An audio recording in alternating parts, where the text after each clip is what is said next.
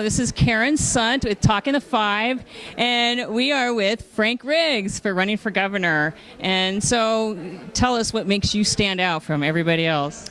Well, as I have told thousands of our fellow Republicans around the state, in a crowded primary field, I am the clear, proven, consistent conservative choice, and that's because of my deep record. I'm the only military veteran running for governor.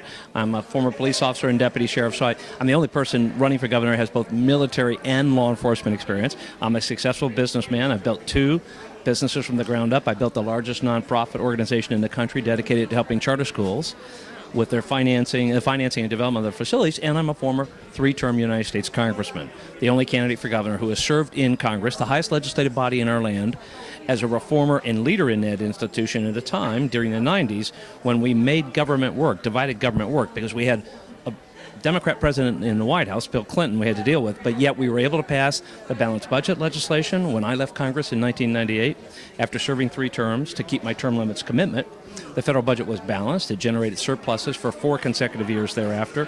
We had fundamentally reformed welfare by imposing time limits and work requirements on able-bodied welfare recipients.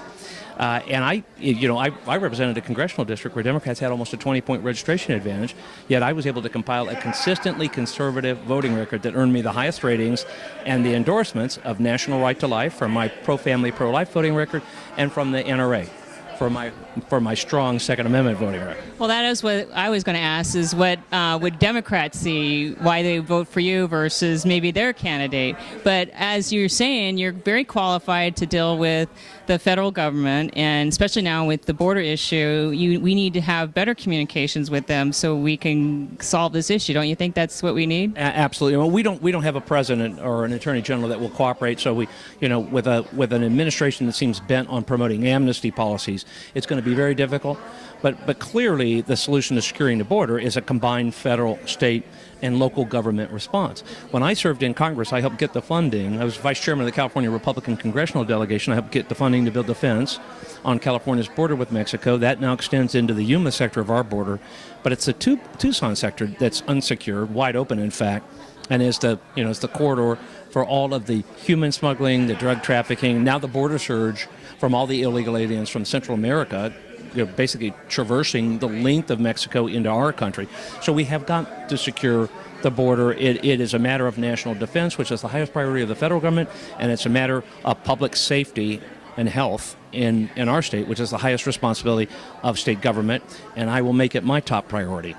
Well, I know they keep saying it's a humanitarian situation, they're refugees. What would your proper definition on this really is? No, I was at a legislative district meeting just the other night in Mesa, and Congressman Matt Salmon, who represents that area, who's a former colleague of mine in Congress, had just flown in, and he reported that he recently was part of a congressional delegation that visited, I believe he said, Honduras and El Salvador, and met with the presidents of those countries, who informed him and the other members of Congress in that delegation that they wanted their kids back. I think I'm quoting Matt, quoting them, but the position of those countries is that those illegal aliens should be deported back to those countries. They're basically their country of origin. And it's not that we're somehow callous or heartless as Americans. Last year we gave $400 million in humanitarian aid to those 3 Central American countries. Those are federal taxpayer dollars.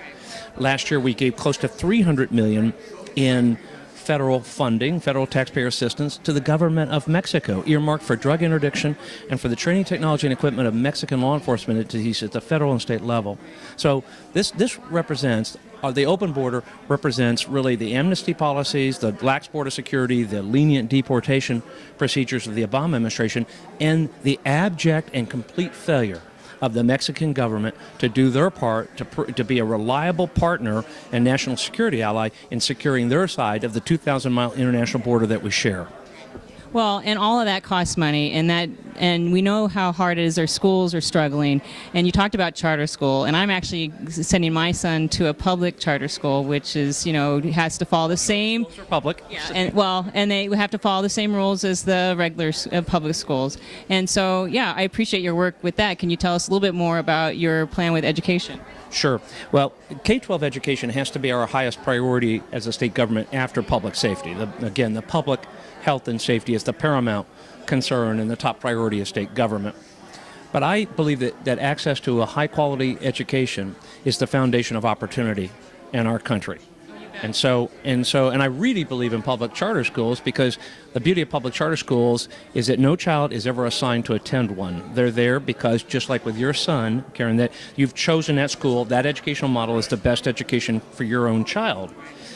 So charter schools have now, certainly in our state, where we have more charter schools per capita, as a percentage of the total K-12 student population than any other state, they've introduced the market principles of competition and choice at scale. And that is causing both district schools and charter schools. They have to compete for enrollment, and it's leading to bootstrap improvement. So I want to focus a lot on maintaining and even expanding our robust forms of parental school choice in Arizona. That's charter schools, that's tuition tax credits, it's education empowerment scholarship accounts. I want to protect parental rights, because I believe that parents are the first and most important teacher, and ultimately the only way to ensure accountability in K-12 education in the long term is to empower and entrust parents. So, and I fundamentally do. I trust parents to make the right decisions for their own children, and our whole education system should be based on parental school choice. Well, according to that would be a strong vote for me. I mean, I'm like... We're getting it for the record now. Well, I could be wishy-washy too right now. I'm on camera. But no, I mean, my son's actually a second generation of our school system suffering. I dealt with learning a difference, and my son has a learning difference, and I, of course, don't want him to have to go through the struggles I did. We talked, it was at one point talking about suing the school, and I was told that you are guaranteed an education, but when I talked to the people for my son's education, they, of course, legally they couldn't do this, but they could not really say that he would be ready for college after he graduate. So of course that's when I went to the charter school, and they were a college prep in their name, and they didn't matter if it take 5 years, 4 years, 5 years, but they would prep him to be college ready, and that's what sold me. Sure. Well, I talked about the beauty of charter schools, but one of the other many advantages of charter schools, they typically tend to be smaller in size, so they have a smaller total enrollment. They typically have smaller class sizes, so it's less likely that a child might fall through the cracks. And I always call charter schools, public charter schools, the R&D arm of K-12 public education, because they're free to experiment, that they enjoy autonomy. They're supposed to be autonomous or exempt from all laws and regulations, save and except the most basic health and safety and civil rights laws. But in exchange for that autonomy, they have to be absolutely accountable for good academic and financial results. So, charter schools are here to stay. They're introducing, again, the market principles of competition and choice into K-12 education. And I think overall they're leading to, far more accountability in K-12 education. The other part of that is that if a charter school does not perform well, or is not a good steward of the taxpayer funding that they receive, they can be closed. They can be put out of business. So, and that is, I think, where we need to go in K-12 education. We need to hold every single school accountable for good academic and financial results. We need to incentivize them to produce good educational results. We need to focus on outcomes.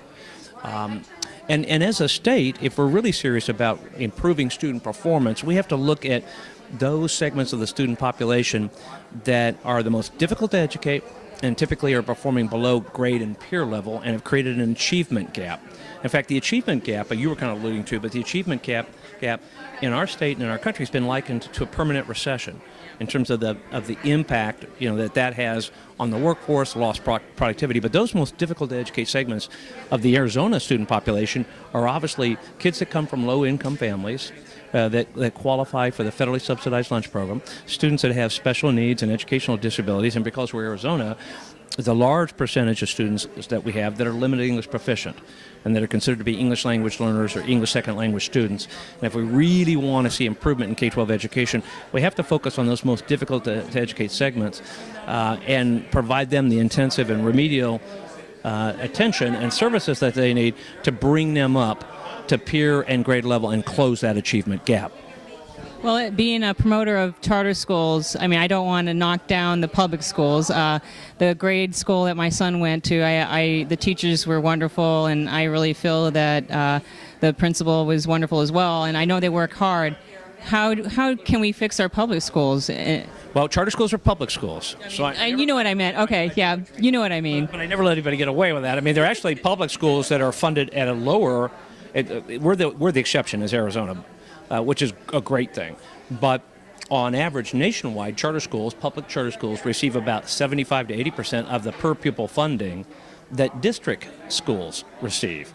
So there's always this disparity, but clearly what we need to do statewide is we need to make, because we've kind of been engaged in this race to the bottom in terms of funding K-12 education, and we need to make that a priority, and we need to make the highest priority in how we spend the taxpayer dollar for K-12 education, which accounts for 40% of the state budget. We have to make the highest priority recruiting and retaining the most talented and dedicated educators, both school leaders and classroom teachers in both our district schools and in our charter schools. Well, I love that. Thank you that was very educational, and I love what you discussed. And thank you for coming out here. It's a little warm still out here, and yeah. Remember, folks, politics is show business for ugly people.